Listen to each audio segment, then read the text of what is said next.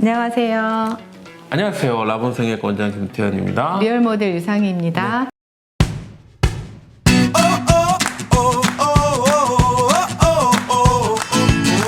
I'm on top of the world, now I'm living. Took all my cares, took and kicked them all out the door. Go on and try, come and tell me what you're waiting for. Move and keep them going till your life is overflowing, yeah.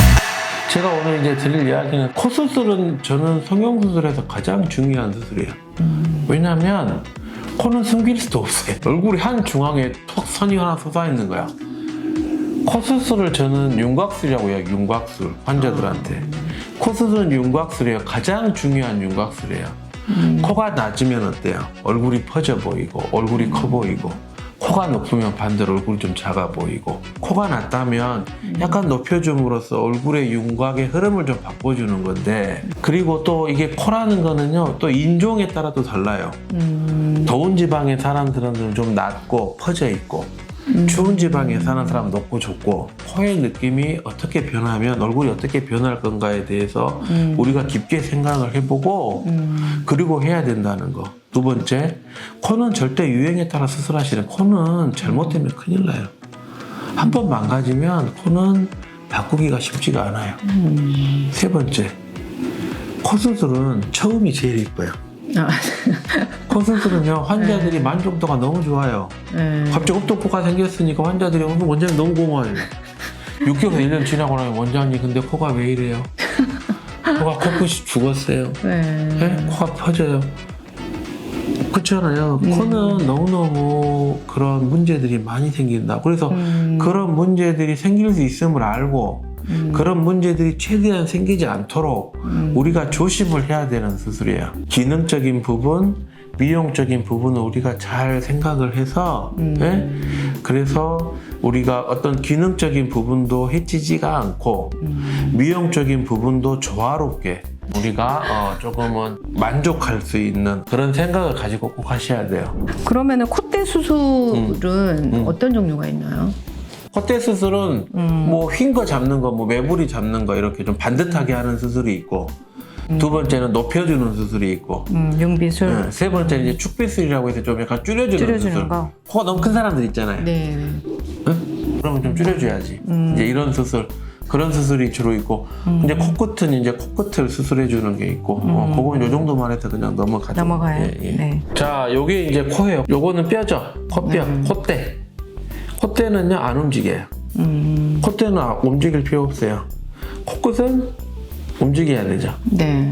옛날에 코 수술 한 사람들하고 안 한 사람들하고 그 구분하는 방법이 코끝이 이렇게. 약간의 차이는 있을 수 있지만 그래도 이거 다 돼요. 아, 돼요? 다 돼요. 저희 환자들은 다 돼요. 저는 20년 전부터 항상 환자들한테 이거 돼요라고 저희 환자들은 그래서 좋아했는데, 어쨌든 지금 말씀하신 코끝은 움직이는 부위고, 네. 두 번째 코끝은 이게 움직인다는 건 떠 있다는 거예요. 그러니까 우리가 기둥을 세우거든 아니면은 코 비중력 요구를 대든 약간 이게 떠 있는 구조, 그러니까 결국에는 뜨게 돼요. 그래서 이게 움직임이 조금은 자연스럽고, 세 번째는 코끝은 약간 부드러워야 돼요. 코끝은. 왜냐면은 봐보세요. 숨을 쉴 때 좀 움직여줘야 되고, 두 번째 어디 부딪힐 때 이게 좀 약간 충격을 느껴줘야 되고, 그죠? 네. 네? 그래서 이게 부드러워야 돼. 그게 핵심이에요. 코끝은 이렇게 우리가 올려줬을 때 요게 다시 이렇게 내려가고 뒤로 들어가게 돼 있어요. 나이 들어서 그런다는. 그렇죠. 네. 그렇죠. 내려가게 돼 있다고. 근데 이거를 이런 보형물이 있다고 생각을 해요. 요걸 이렇게 넣어줬어요. 네. 그러면은 사람들은 이렇게 보형물이 하면 요게 이걸 받쳐줄 거라고 생각해요. 근데 이게 이렇게 내려오죠. 네. 이게 내려오면은 이게 약간 매부리처럼 변하잖아요. 시간이 지나면 지날수록. 안 내려오면 이게 뚫고 나오고. 그죠? 네. 그래서 항상 코 수술은요, 저는 제 생각이에요. 제 네. 생각. 보형물 여기서 끝내야 돼요, 여기서. 절대 보형물을 움직이지 않는 부위에서 끝내야 돼요. 코끝은 따로 자기 연골로 우리가 집을 지어주는 것처럼, 네? 기둥을 세워서 코를 이렇게 모아줘야 돼요. 그러면 콧구멍도 이렇게 모아지고, 그죠? 콧구멍 모양도 이뻐지고 콧볼도 모아지고 코가 그렇게 오똑하게 세워지죠. 이게 코 수술이에요. 늑연골은 늑연골은 코 수술에서 라스트 초이스예요. 라스트 초이스. 절대 늑연골이 처음 코 수술에서 이루어지면 안 된다는 게 저의 주장이에요. 요즘에는 첫 수술도 늑연골 많이 쓰시더라고요. 이게 되게 화려하고 이렇게 높은 코 이런 것들을 많이 좋아하셔가지고. 일단은 딱딱하잖아요. 그렇죠. 돌덩이가 들어가 있잖아요. 그게 저는 일단은 첫 번째. 두 번째, 늑연골은 염증이 너무 잘 생겨요. 아, 염증이요?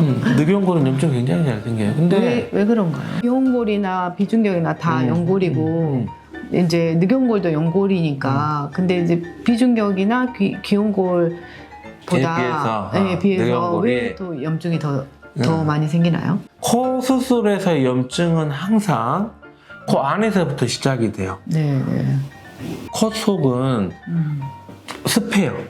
네. 균도 많아요. 얇아요. 염증이 들어가기 너무 좋은 거예요. 그런데 우리가 귀연골이나 아니면 코 속에 있는 연골은 원래 코 속에 있었던 연골이고, 아, 근데 이제 늑연골은 다른 데서 온 것도 있지만 네. 제 생각에 늑연골은 비중격 연골에 비해서 좀 두꺼워요. 그렇죠. 두껍기 때문에 이게 데드 스페이스인데 이게 이렇게 딱 붙는 게 아니고 약간은 뜨게 된다고. 안에 있는 살들이 늑연골을 넣어서 이렇게 기둥을 세우면 네. 옆에서 붙여줘야 되는데 이게 살짝 여기가 틈이- 살짝 뜨게 돼요. 여기가 틈이 사이가 생겨요. 공간이 생겨. 공간이. 아, 그러면 그 공간에는 피가 모일 수도 있고 그 공간에는 뭔가가 차는데 그 공간을 통해서 균이 들어가기가 쉽다라는 거지. 제가 생각할 땐 그래요. 콧볼은 우리가 기능적으로도 중요하고 미용적으로도 중요해요. 이게 너무 그 기능이 크면 보기 있어요? 싫지만 숨 쉴 때 커지잖아요. 그럼 공기가 더 많이 들어오게 하는 역할을 하는 거. 당연하죠. 이게 너무 없어져 버리면 코가 이렇게 돼 있다니까요. 근데 그런 걸 또 좋아하시는 분들이 있어요. 그렇지 않아요. 저한테 온 아, 환자들은 제가 좋으세요 속상해요? 그러면 속상해하지. 어, 그 전에는 좀 줄이고 싶어서 줄였는데 그래서 절대 항상 저는 콧볼축 수술을 될 수 있으면 수술 처음에 할 때 같이는 잘 안 해줘. 아주 심한 경우는 하는데 코끝 수술 자체가 콧볼이 줄어들어요. 맞아. 위로 올라오는 저는 하면은 콧볼이 충분히 줄어드니까 하지 마라. 하고 싶으면 다음에 해라. 실리콘하고 고어텍스 많이 물어보세요 환자들이. 어떤 걸로 해야 되냐? 그렇죠. 네. 저는 고어텍스 아주 이참론자였어요. 근데 지금 고어텍스 안 써요. 왜요? 실리콘은 고무기 때문에 우리 몸에 들어가면 이게 이렇게 달라붙는 게 아니고 이렇게 막 속에 쌓여 있어요. 실리콘은. 고어텍스가 제가 안 쓰는 이유는 첫 번째, 고어텍스가 염증이 좀 잘 생기더라고. 고어텍스 섬유잖아요. 섬유기 네. 때문에 이게 구멍들이 많아. 발포성이야. 네. 그 안으로 균이 잘 들어가요. 그래서 고어텍스는 염증이 조금은 실리콘보다 이게 오래 가고 조금은 그런 문제들이 있고, 두 번째는 이 피부가 얇은 사람들은 고어텍스가 그대로 피부 밑에서 드러나는 거야. 고어텍스의 그 윤곽이. 네. 그래서 피부가 얇은 사람들은 고어텍스가 비쳐 보이더라고요. 그래서 제가 고어텍스는 잘 안 쓰는 거예요. 근데 실리콘은 그러니까 추운 날씨에 밖에 나가면 되게 이렇게 빨개지잖아요. 그거는 뭐 문제가 어쩔 수 있는 없어요. 건가요? 그거는 어쩔 수 문제가 없죠. 있는 건 네. 아니에요. 왜냐하면 실리콘을 쌓는 막 때문에 그러는 거예요. 실리콘 우리 몸에 붙어 있는 게 아니고 네. 막 속에 쌓여 있고, 실리콘하고 막 사이는 물이 차 있어요. 소금물 같은 거지. 우리 체. 네. 근데 이제 추운데 가면 그게 얼잖아요. 네. 그래서 빨개지는 거예요. 그 궁금한 게 있는데 이제 코 수술을 했어요. 근데 코끝에 염증이 생겼어요. 네. 그러면은 이게 여드름인지 아니면은 코 수술을 해서 문제가 생긴 건지 그건 둘 어떻게 다 할 알 수 수가 있죠. 둘 다 할 있나요? 수 아, 둘 있어요. 다 만약에 그러면- 코에 포용물에 염증이 생겼다 그러면 여드름은 국한되죠. 짜면 끝나. 이 포용물에 염증이 생겼으면 코가 이렇게 붓겠죠. 전체적으로 균은 금방 퍼져요. 아. 예, 그래서 그거는 뭐 그걸 금방 보면 구분하셔야 알 수가 되구나. 있고, 코 수술은 무조건 코끝에서 문제가 돼요. 구형 구축도 코끝에서 시작되고, 염증도 코끝에서 시작되고. 네. 그 이유가 코끝에는 피지선이 많기 때문에, 피지선이 발달되어 있기 때문에 염증이 생기는 거고, 코끝하고 콧대가 연결되는 부분에서는 코 속에 있는 비중격, 네. 비중격의 세균들이 이렇게 올라가는 거고. 오늘의 주제는 콧대와 콧대는 쉬워요. 코끝이 항상 어렵고 어려웠고. 코끝이 항상 문제가 되기 때문에 코끝을 항상 조심해서 조심해야 된다. 수술을 하셔야 된다. 이게 오늘의 핵심입니다. 네. 오늘은 이제 원장님이 한 20년 동안 코 수술을 해오시면서 이런 점을 꼭 말씀드리고 싶다 하는 내용에 대해서 알아봤습니다. 조심, 코 조심, 코끝 조심. 네네. 영상이 좋으셨다면 구독 좋아요. 부탁드립니다. 네, 감사합니다.